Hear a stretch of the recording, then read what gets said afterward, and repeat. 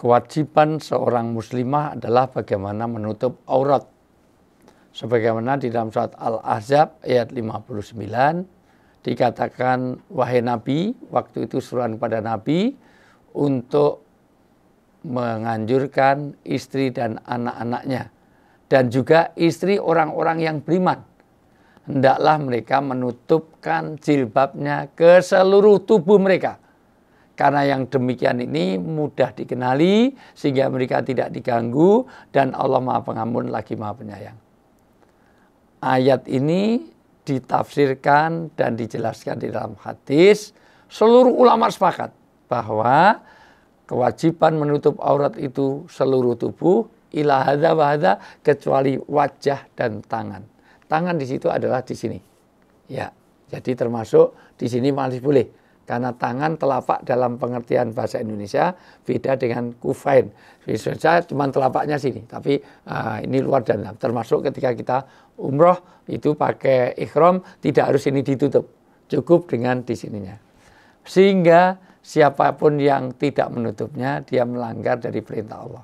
Maka kewajiban memakai jilbab itu adalah kewajiban dari Allah.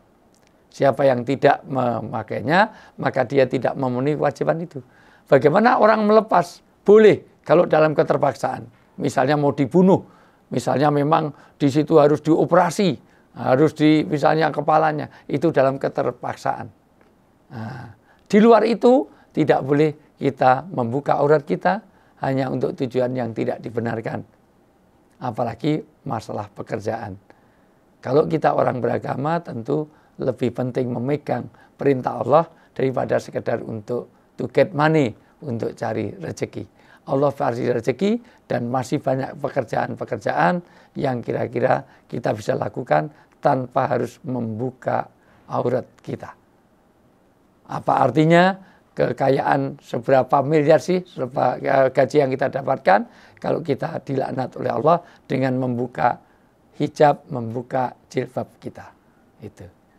Bagaimana dengan cadar? Cadar ini debatable.